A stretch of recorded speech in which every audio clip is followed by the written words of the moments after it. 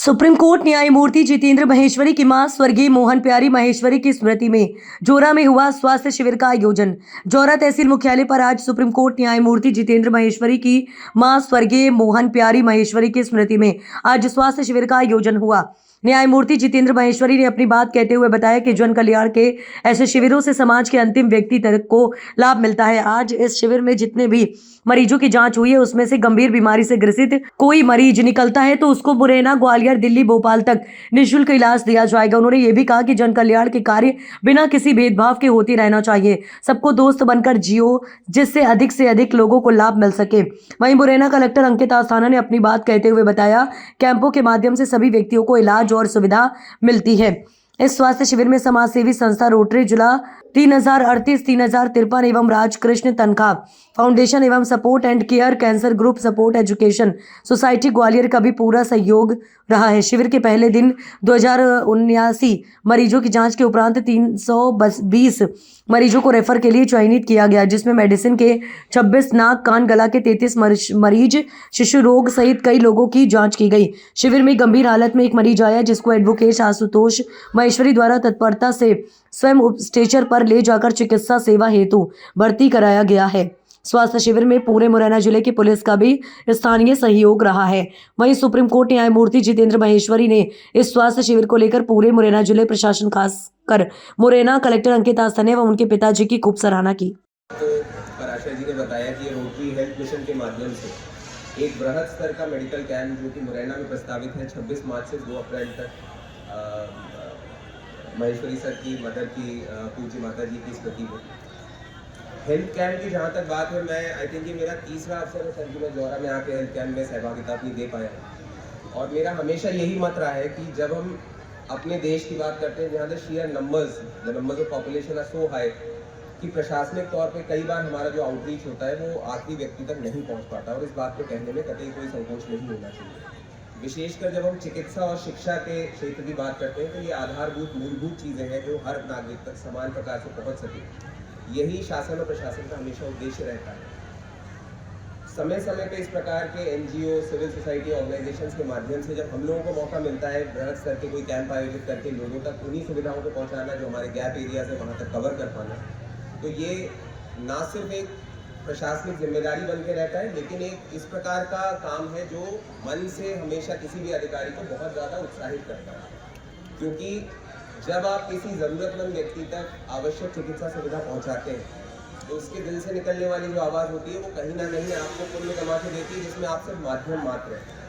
मेहनत इसमें कई सारे स्टेक होल्डर्स की है। रोटरी मिशन उसको लीड कर रहा है, बहुत सारे हमारे सिविल सोसाइटी ऑर्गेनाइजेशंस के हैं, प्रशासनिक विभिन्न नगरीय निकायों के लोग हैं, क्योंकि 19 अलग अलग स्थानों पे इस पूरे माह में स्क्रीनिंग कैंप्स आयोजित होंगे।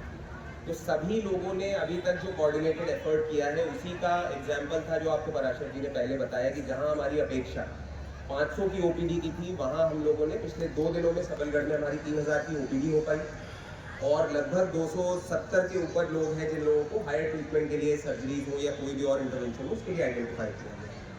मैं अपेक्षा करता हूँ, मैं आप लोगों को आश्वस्त करता हूँ कि जिस प्रकार से अभी तक हमारी तैयारी रही है, अभी तो ये सिर्फ प्रारंभ है, इस पूरे महीने इसी फोकस के साथ में प्रॉपर प्रचार प्रसार के साथ और सहूलियत के साथ लोगों को हम इन कैंप्स में लाके उन लोगों को बिना किसी दिक्कत के चिकित्सा सुविधा मुहैया करा सके, यही हमारा उद्देश्य भी है। इसी की ओर हम लोग बिल्कुल दृढ़ संकल्पित हैं, और जो भी इसके लिए आवश्यकताएं होंगी जिला प्रशासन उसके लिए कटिबद्ध है, हम लोग इसे पूरा भी कर रहे हैं। समय समय पे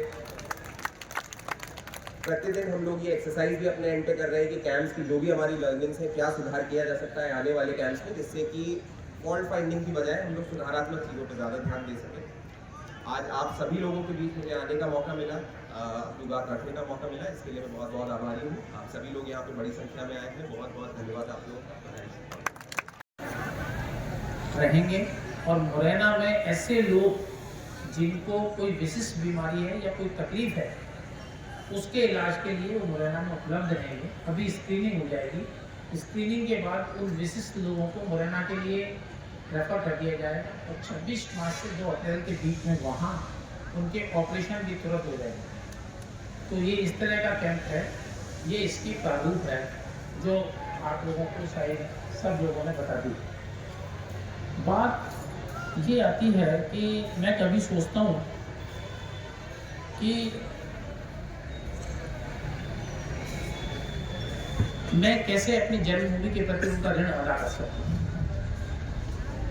मेरे दिमाग में एक बात ये हमेशा रहती है, और क्योंकि ये मेरी जन्मभूमि है, कर्मभूमि मेरी ग्वालियर है, तो मुझे हमेशा एक चीज़ लगती है कि क्या करूँ।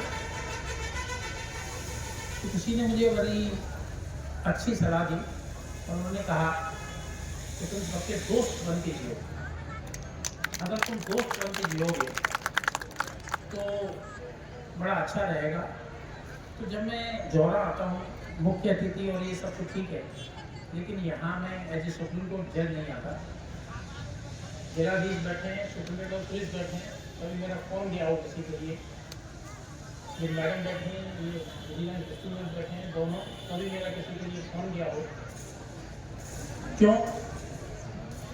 मेरा ऐसा मानना है ये लोग अपना काम अपने तरह से करते हैं और इनको अपना काम अपने तरह से ही करना चाहिए, क्योंकि ये मेरे काम में इंटरफेयर नहीं कर सकते, मैं इनके काम में इंटरफेयर कर सकता। लेकिन जब हम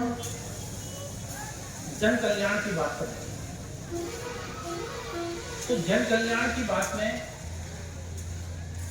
न तो कोई पॉलिटिकल पर्सन, ना कोई एग्जीक्यूटिव ऑफिसर और ना ही जुडिशरी, उनका एक ही थॉट होना चाहिए कि जन कल्याण कैसे हो। जब आदमी परेशान हो जाता है तो न्यायालय की तरफ देखता है और कहता है उनको आज भी वहाँ श्रद्धा और विश्वास है कि वहाँ जाकर हो जाएगा। जब प्राइमरी काम होता है तो पुलिस के पास जाता है, उनको लगता है पुलिस के पास जाऊंगा तो मेरा काम हो जाएगा, और पुलिस से नहीं होता तो न्यायालय चला जाता है। ऐसे ही जब एडमिनिस्ट्रेटिव वर्क होता है तो कलेक्टर साहब के पास जाता है कि वहाँ जाऊंगा तो काम हो जाएगा, और इसके बाद वो फिर नेताजी के पास जाता है कि भाई हमारा ये काम करा, तो वो इनको रिक्वेस्ट करते हैं, क्योंकि यहाँ की representative they can do it, तो इनको रिक्वेस्ट करते हैं, ये उसको कर देते हैं, और जब सब हो जाता है तो जुडिशरी। और यदि सब एक धागे में आ जाएं जन कल्याण के लिए, तो आप समझ लीजिए कि सब काम पूरे हो सकते हैं। तो मैं बात ये कर रहा था कि उन्होंने मुझसे ये कहा कि जब आप जाएं तो आप दोस्त उठाएं। तो उन्होंने कहा कि कई चीज़ें ऐसी हैं लाइफ में, तो उन्होंने मुझे 2 लाइनें सुनाई, मैं आपके साथ रखता हूँ, शेयर करता हूँ, मुझे मेरे गले में जहन में उतर गया। उन्होंने कहा कि देखिए वक्त है, बदलता रहता है, तो लोग तुम्हें कुछ भी कह सकते हैं, कुछ भी कर सकते हैं, लोग वक्त के साथ नज़रिया बदलते रहते हैं, सोच रहता है, लेकिन अगर आप अपने आप को बदल लो और दोस्त बढ़ाओ तो क्या होगा। उन्होंने मुझे बताया और उन्होंने कहा कि बदल जाऊं तो मेरा नाम वक्त रखना, बदल जाऊं तो मेरा नाम वक्त रखना, थम जाऊं तो हालात, न तो बदला हूँ न थमा हूँ, छलक जाऊं तो मुझे जज्बात कहना, और महसूस हो जाऊं तो मुझे दोस्त कहना। तो मित्रों, अगर इस कार्य के माध्यम से जो रोटरी मिशन, मेडिकल मिशन, तनखा जी, नरेंद्र जी, जिलाधीश, जुडिशरी, इस सब के माध्यम से यदि हमारी मदर की स्मृति में ये कार्यक्रम हो और मैं ना हो, तो हो सकता है कि शायद ये वो दोस्ती वाली परिभाषा खत्म हो जाती। अन्यथा हमारे यहाँ चीफ जस्टिस कॉन्फ्रेंस चल रही है और कल मैं एक सेशन करके आया हूँ। आज के लिए मैंने चीफ साहब को बोला कि साहब मुझे माफ़ी दे दीजिए, मैं आज जौरा जाऊँगा, मेरी मदर के नाम का मेडिकल कैंप है, तो मैं आपके बीच उपस्थित हूँ और मैं ये दोस्त एक सलाह देता हूँ सबको।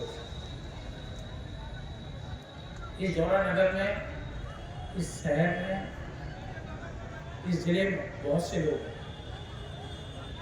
मित्रों, हमको इस तरह के काम अपने और अपने दोस्तों के सहयोग से करते रहना चाहिए, तभी हम अपने शहर का, अपने ज़िले का विकास कर सकते हैं। और विकास की बात करें तो यदि हम ये सोचें कि जिलाधीश कर देंगे, कि न्यायालय वाले कर देंगे या नेताजी कर देंगे, मुझे नहीं लगा कि कोई विकास कर पाएगा।